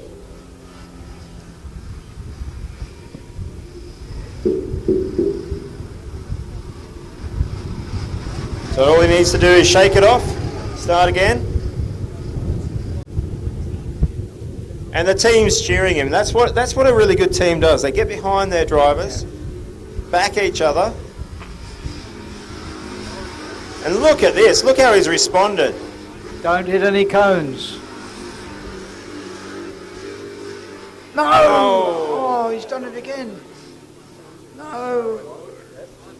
That was looking really good. Oh. Yeah. Oh, he'll be so gutted. Yeah. Oh. Well, they're well and truly still in this competition. They are. And look at that! Look at them clapping there, guys. This is the support there. This is a long weekend, Willem. Anything can happen. Yep. Indeed. Now, this is the other side of this. Is it has taken the pressure off Monash here. They can go out. They don't have as much to worry about. They can put in a solid time.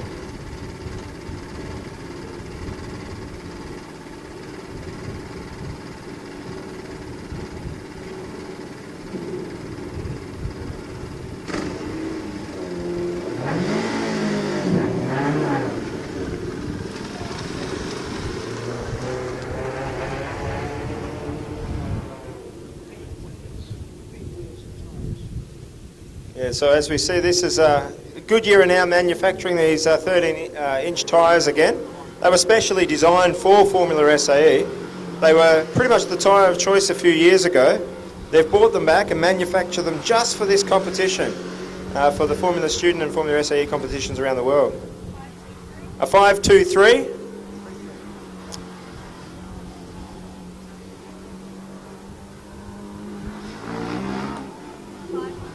A 5.15, so not really much better than the previous run, but if they can go keep some temp in, maybe knock another 10th off, I think they're probably going to get this.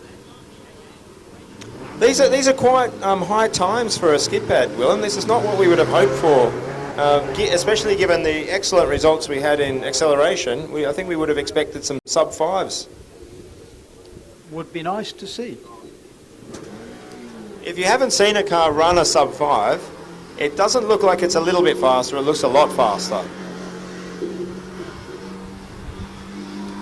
This is looking more sorted now. 5.12.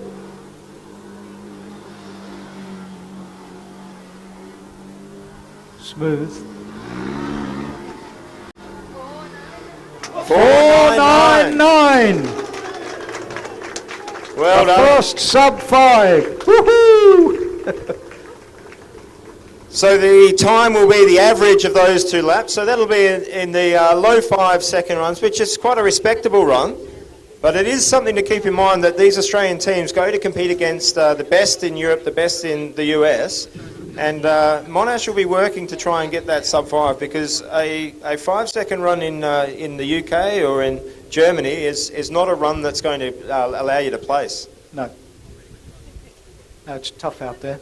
As we saw last year when we had TU Fast, the Munich kids over here with their car, and they've further improved that car and walked the competition in Europe this year. Yeah. So Australians have done very well in the world rankings and international competitions, having won quite a few between a few teams in Australia. and Monash currently ranked quite high, and I think a few others ranked up there as well. So this is not something that just happens in Australia, it's all around the world. But this Canterbury car looks beautiful, Willem. It does.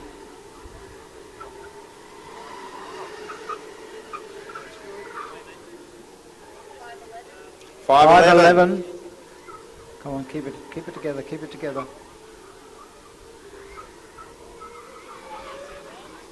Very good. And 511. same, so that's a 511 average.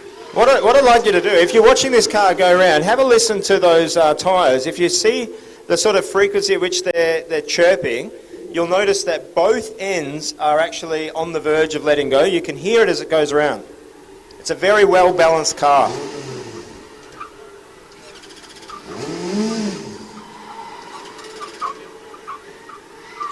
That's on the verge of grip right there. This is very well driven. Oh, 2 cones.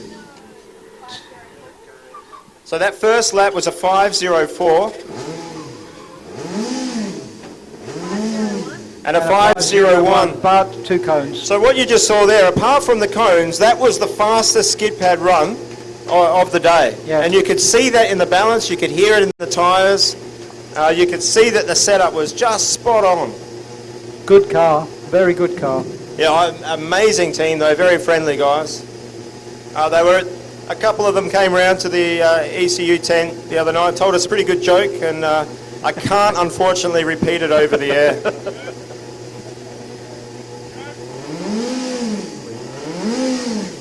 Griffith University coming out now. They've been doing really well, and I think they're taking advantage of some of the other IC teams not having a great skid pad run. So it'll be really interesting to see what they can do here and claw back a bit of, claw themselves back into a potential placing.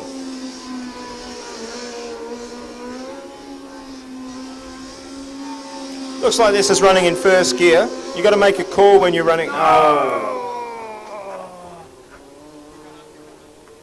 You've got to make a call when you're driving around whether you keep it in first gear and you've got that response from the throttle, which can make it a little bit easier to get around, but also can really adjust your speed a bit too much. You get a bit twitchy. It's very difficult in these cars to decide, is it going to be easier in second gear or in first gear, and that's where your low down engine tuning can really help you if you can run a higher gear.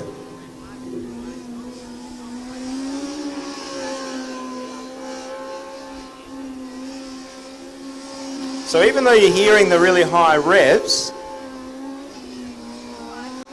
that was a 5.63, so it sounds fast because of the revs, but you've got to watch the handling of that car, watch the actual speed that it's going around rather than listen to it. Okay. 5.41 last lap, so the It's a good average solid about run. 5.5 is Yeah, 5.5, that's... it's reasonable. And Monash out here with their electric car. It seems to me that the petrol car from Monash is probably facing a little less competition than the electric one. The electric competition looks like it's very tight this year.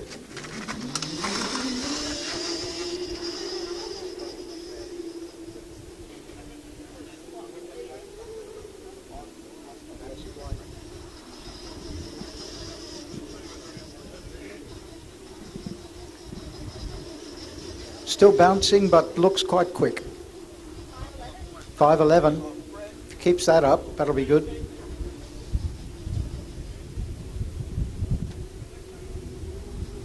Not bad, not bad. 5.00. So 5.06-ish average.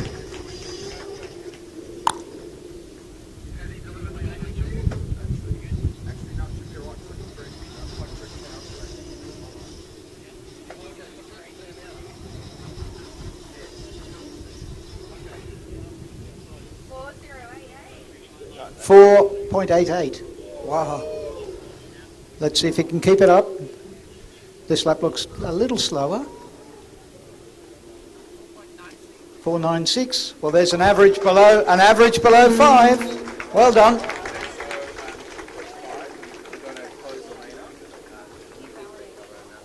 Okay, remember that 2:45 we will be closing the lane up. Anybody that's not in won't go through.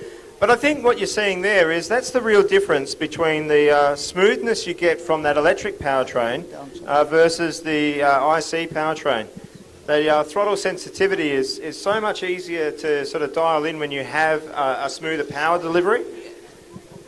And you think those cars are very, very similar apart from their powertrains. Now here's Auckland. Auckland did an amazing run last time. Let's see if they can repeat it. Or maybe better it.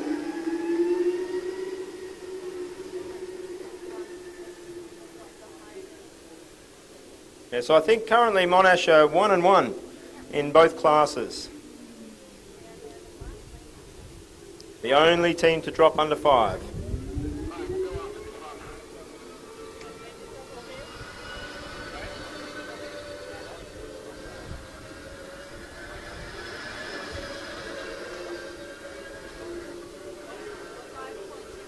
.21. No, it's actually faster than it looked at first. He's building. The driver is building speed. No! Oh, no. Missed his line. Driver very annoyed with himself. Yeah, and Auckland are a very strong team. They get a bit of driver training in there. So it's not isolated to the new teams. This is a high-pressure situation. Tokyo Denki, I think this is the first time Tokyo Denki have been out on track. It's great to see them here. Tokyo Denki have been a long-time competitor at Australia. It's always fantastic to have them here. Yep.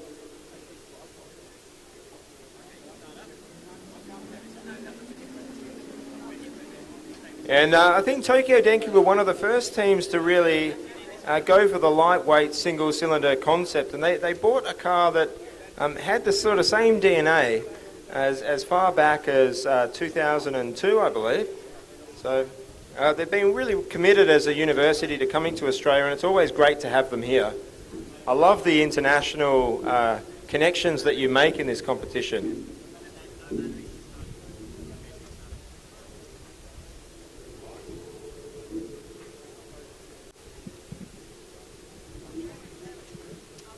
There's a bit of a delay here, but that might just be the officials sort of helping them through. So there was an isolation switch not turned on.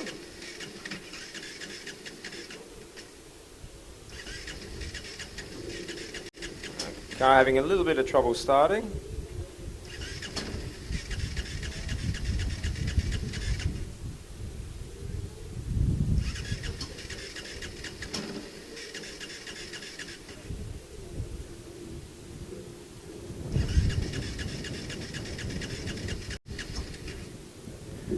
If you have been in a place where you've had to put a powertrain together and try to get them to start, oh, fantastic.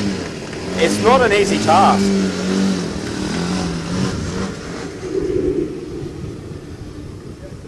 These students come into this project, they're not mechanics, they haven't had a huge amount of experience with engines, and they have to learn really quite complicated systems just to get a car turned over.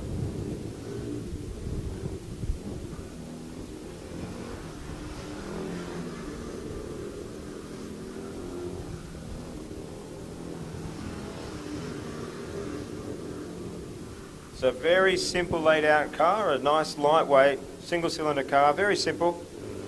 Nice looking car too. Yeah, well finished. Yeah. And a 5.83. That's their first time running. A big hand for Tokyo Denki. Great to see them out there. Yep, indeed. Well done.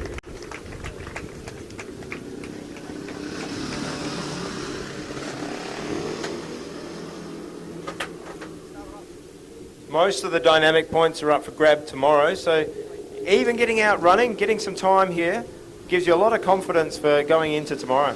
Yeah. This looks quite a bit faster already. Yeah. Oh.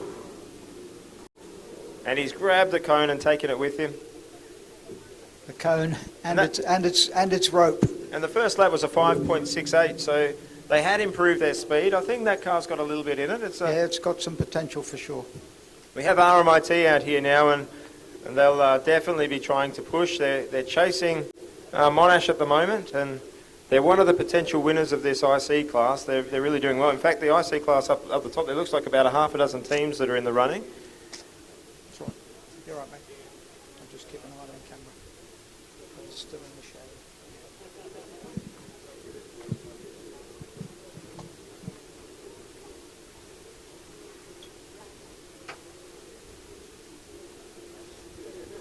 So we have RMIT there, and behind them we have University of Queensland lining up. And as we learnt we're from University of Queensland in the acceleration event, they've been using Italian cooking to help the ballast. You know, so they were having drivers were eating carbonaras and so on to adjust the balance, make sure they've got a good rate wise for. That sounds like a great way to treat the competition. I really love the UQ guys and the approach that they take to the competition. They're pretty light-hearted in their approach, but professional in how they build their cars and run their teams, and it's good to see them having a good time.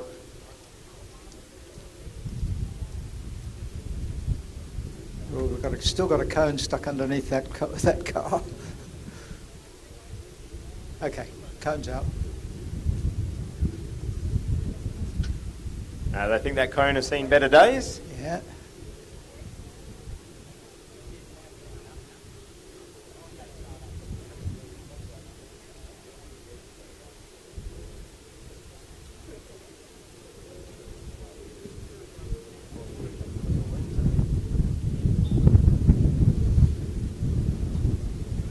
He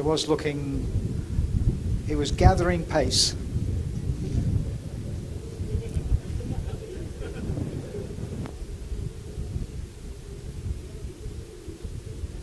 Yeah, well, I think there's one of the downsides when you make a mistake with these cones is it's pretty easy to collect one of them underneath your car. And if you hit a cone and it goes away from you, it's not that big a deal. But if you get one stuck under a wishbone or stuck under the main body of the car, you completely lose steering. And you're not able to really control the car and get it loose. So one mistake from a driver might just be a lap penalty, or it might be the thing that ends it for you. Willem happens to be a bit of a cone king. I seem to recall some footage of Willem at a hill climb where there's some bollards, and Willem does the big late braking and goes, oh bugger it, off the brakes, accelerates straight through the bollards and kept going.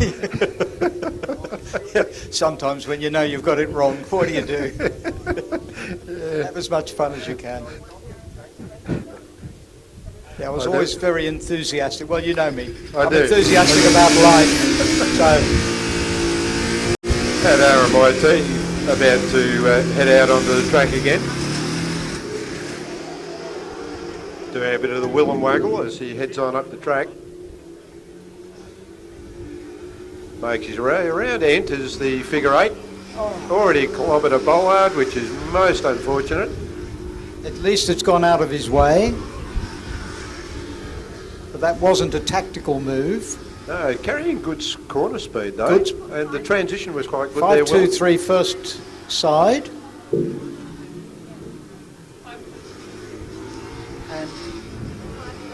And 5-3-6. So with the cone, that won't count, but it won't be a competitive time. But still. No, it won't. Now remember that this competition closes at 3 o'clock. And at 2:45, more importantly, closes in 3.5 minutes. Yes, so get in that queue. You need to be in that queue. That's the close queue. 3 minutes and 25 seconds to get in that queue if you want to. And we see a few cars lined up in the queue ready to go.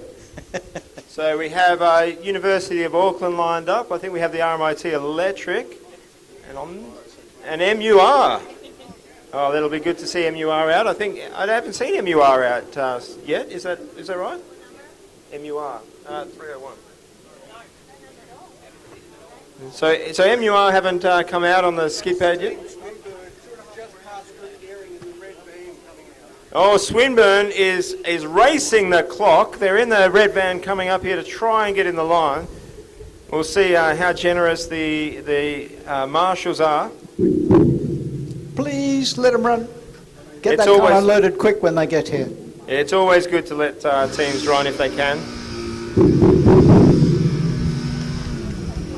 This is the hard side of motorsport.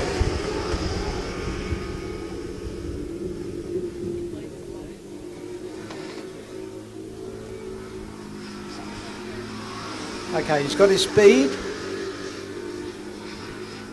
Let's try and make it count.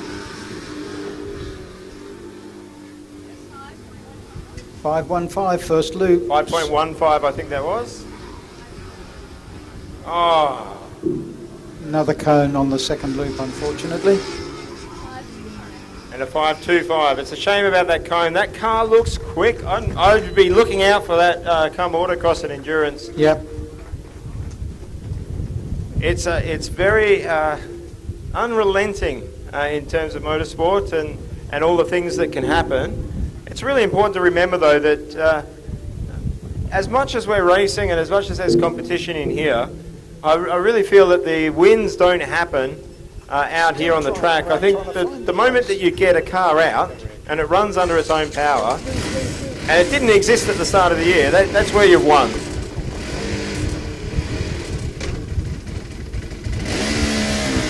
This is University of Queensland, their petrol car. They had some fairly decent lap times early. This is a great opportunity for them to close the gap.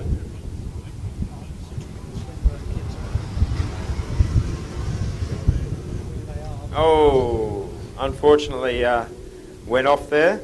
Just word from Willem, he's off to help the Swinburne kids get into the queue. So if you're a part of the Swinburne crew, you've got some assistance coming your way. And if you're an official, you've also got Willem coming your way. Yeah. And he's dealt with a few officials over the years, Kevin. Well, I know that Willem's a huge champion of the students, loves this event, loves supporting them. Absolutely.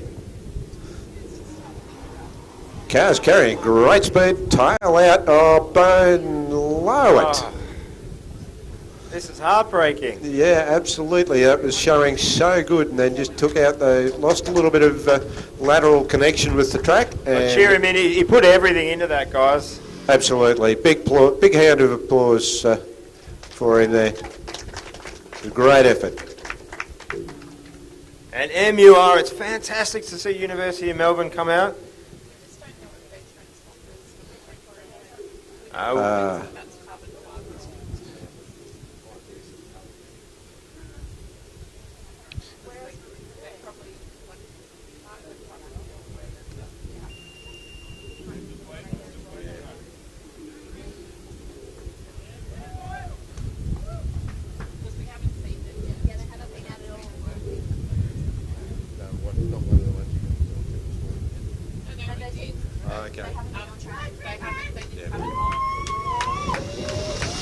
Okay, there we go. MUR, what a fantastic effort. They're out here on track for the first time. Look at this go. Straight in, straight quick. Okay, so we know that the Dorian is working.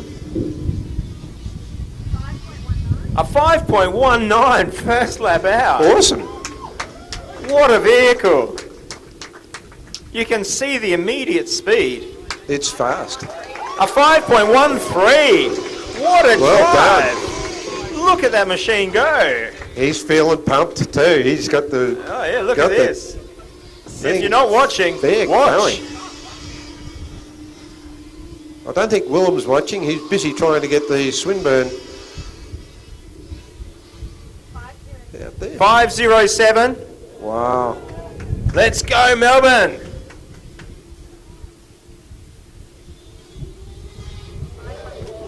514. 514. What a run. Well done.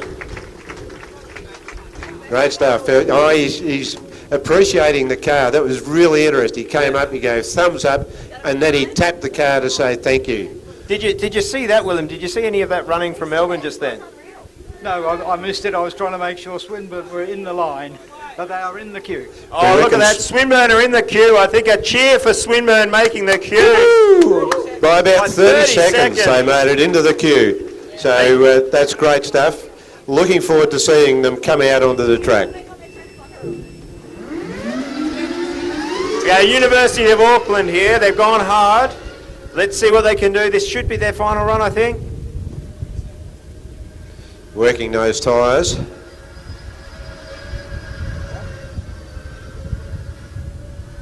I think you can really see this electric competition really heating up on this. Absolutely. On this skid pad. A 518. Woo. Very good. Good run through the left-hander. Ooh. A 5:03. Well done, Auckland. Yeah, All the times are coming in now. It's really interesting. You can pick when they've got just that little bit, picked up that little bit of extra edge, and can pull that next time off. So here comes RMIT Uni back again. Yeah, oh, look at these electric cars going at it. These are all really good times. And to see Auckland come back there, they had a couple of runs that would have really put their heads down. But they've come back and put in a time like that. It's amazing to see. It's great stuff. So I'll see if I can get down and get one of the Auckland guys. Okay, RMIT heads off on its way. Oh, fast. Getting plenty. He's got the angers right up. He's going to get those tyres as warm as he can. Car's got plenty of power. Zaps into the... takes it right to the edge. Bit of tail out. Comes round, keeps that tail out. Holding it, drifting as he goes round. Change of direction. That's good. No cones so far. 5.33 on the first one. Second time round, still no cones. That's a good run. A 5.10. So gets to have his second bite of the cherry.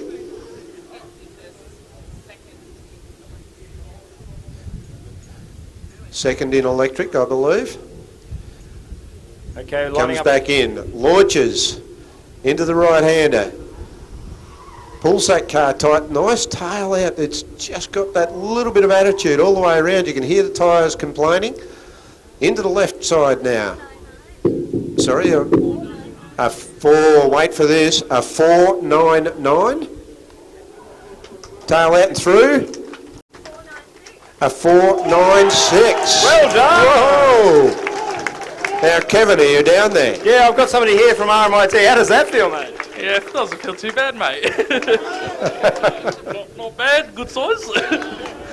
I'm really impressed with how your car is handling those transitions from one side to the other. How comfortable are you feeling for tomorrow? I hope it's all right. We'll see what happens. Yeah, so can you give us any details on the driver? Is he single? I hope he is. I'm sure he is with all the attention he's getting now. There you go. Let's get an interview with the driver here just quickly.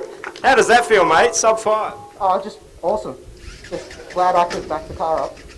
It was good setup. Just had to see it. Fantastic, great work. Huge hand for the RMIT boys and girls. Tokyo Denki, University just having a little bit of trouble getting the engine started. Oh, this is a lot of action, Phil, here at the end of this event. Oh, yeah, I reckon. Here we go. The action is fantastic. But there again, Winton is the action track. Yeah.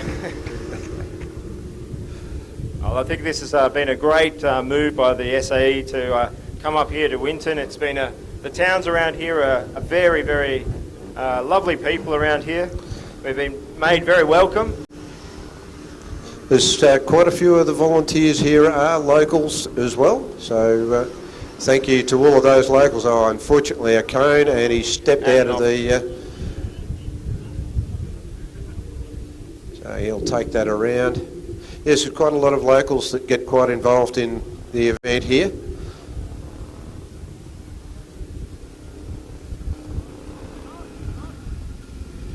Well, we've had an absolutely amazing finish from that RMIT electric vehicle, but they've also got another run from their petrol vehicle coming up. We do. Now he's gone up a gear.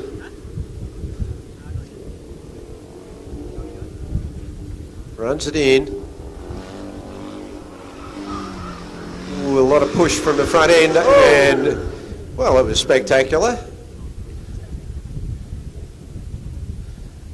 Well, that's unfortunate, Phil. Yeah, is it ambition overtaking ability? Yeah, I think when your rear end overtakes your front, your ambition has overtaken your turning. Yep. But it's great to see them out here, and I think at least they're Absolutely. going to be ready to go out tomorrow on the autocross, get some good lap times in, see what they can do. That's right. And of course, a spin for a driver is a normal thing. It's a part of the learning process. Yeah, and I think one of the things our team leader likes to repeat, it's not his saying, but it's a great saying, is you miss 100% of the shots you don't take. That's exactly right. I've got to try and lock that into my little diary of smart comments.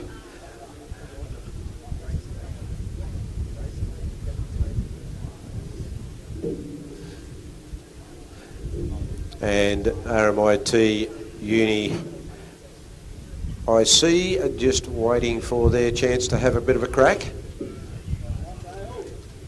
Tokyo Danki University being pushed out of the road. Thank you very much for coming. Huge effort to put a team together, build a car, do all of the organisation that you need to do to travel internationally and bring a car. Yeah, and it's not as if they're travelling to a country where this is their initial language. No. Now, there's a lot of barriers, cultural barriers and language barriers that they have to face that the local teams don't. It's really quite impressive to see any team travel internationally. Absolutely. They've been great ambassadors for their university.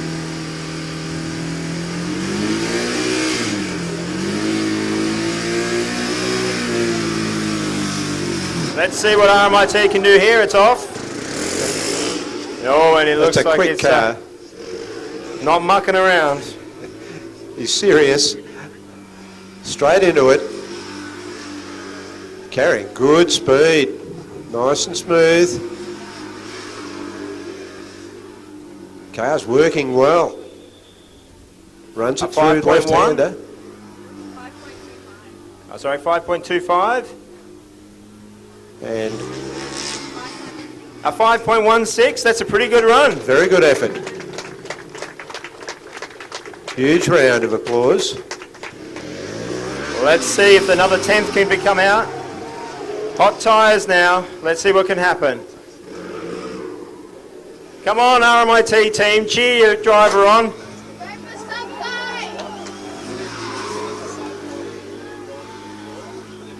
Oh, great effort. I reckon he's up. Oh, a little bit of tail. 5.12. Come on, let's see it drop under 5. 5.08. What a run. Well done, RMIT. Awesome stuff. What an effort. Can you believe this is an end to Skiphead? Who could have thought how tight this is becoming? And look at this, we've got Swinburne lined up, made it just in time to come out. Let's see what they can do. This is awesome stuff. Come on, Swinburne team, you can be louder than that. Even louder. Yes! And look at this, all of the teams getting behind Swinburne here. They want to see him run. It's great to see a team come out here.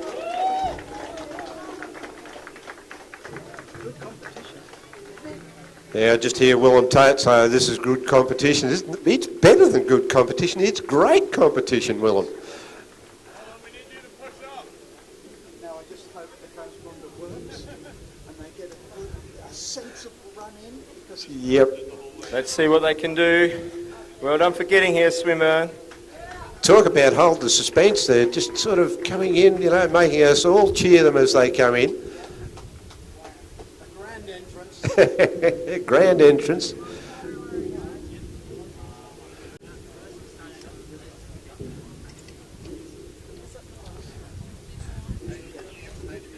I think this will be the last car in the line. We're 2:57. We're due to close at 3 o'clock, so It looks like ECU are there, but I don't know which side of the gate they're on.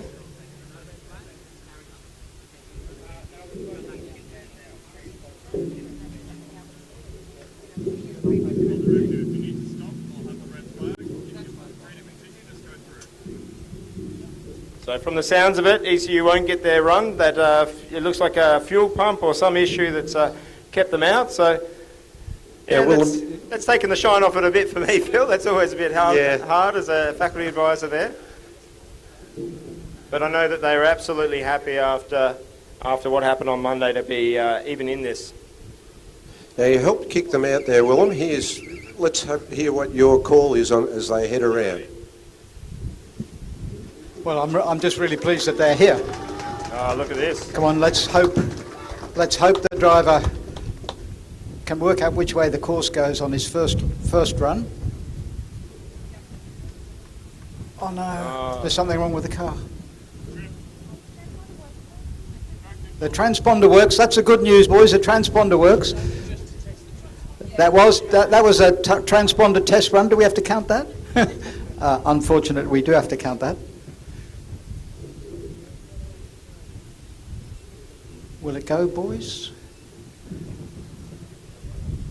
After all of that excitement built up at the end, I mean, it's great to see them go out and start on their own power. It means that they're going to be coming back tomorrow, but they're going to give it another go.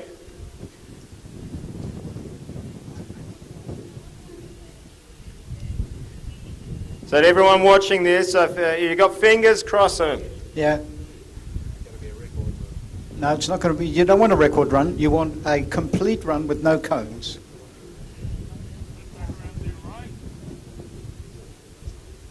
You know, this is one of my favourite things about this comp is that, yeah, we chase for wins and we chase for good places and so on, but there wouldn't be a person from any team here that is not wanting Swinburne to do this run. I just love that camaraderie between teams. Yeah, agree. It's one of the really positive things about the fact that this, in fact, is not a race as such. They're all time trials, effectively. And that means you're not banging wheels with other competitors, and that means you can be friendly. Yeah. And it is a particularly friendly competition. It's one of the things I really adore about this type of competition. Yeah, absolutely. And a lot of these engineers will end up working together in the future. So they go from being competitors to being teammates.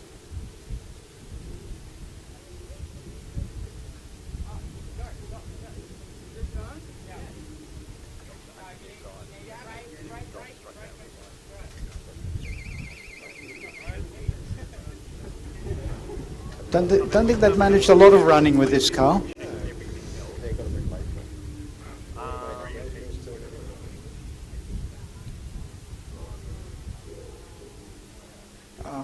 Unfortunately, there's something failed in the system again. Oh, that's unfortunate. That's really. I think cheer them in, guys. Yeah. I see you cheer them in. At least you got through. And we're going to see you back tomorrow. It's a beautifully presented car. And it's not easy, especially these electric cars. There's no instruction manuals for these cars. It's not like you go to IKEA, grab yourself a kit and assemble all of the pieces in the right order, right screws, and there you go, there's your car. These are designed from scratch, and there's so many systems you've got to get right to even just make them work. So I think that's the close of the skid pad event, so thank you very much for joining us. It's been absolutely fantastic, so thanks Phil, this is me signing off. So it looks like the 1-2 in the electric and the petrol competitions are Monash and RMIT, Monash and RMIT. Wow. The big Melbourne unis. Yeah.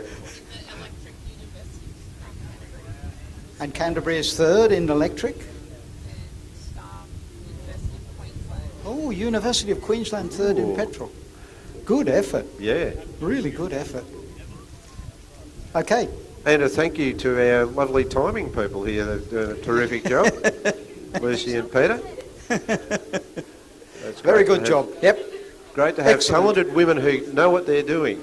Yeah, men can talk, but you know. Yeah, well, So I that's think true. that's- Yeah, men can talk, women can do.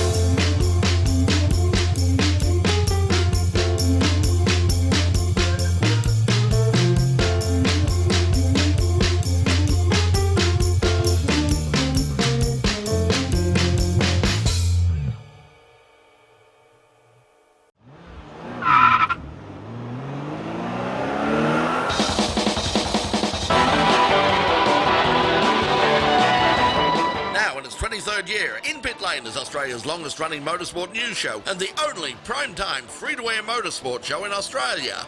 Watch online on the In Pit Lane YouTube channel, or if you're in Grand Prix City, Melbourne, free-to-air on Channel 31. In Pit Lane, 23 years.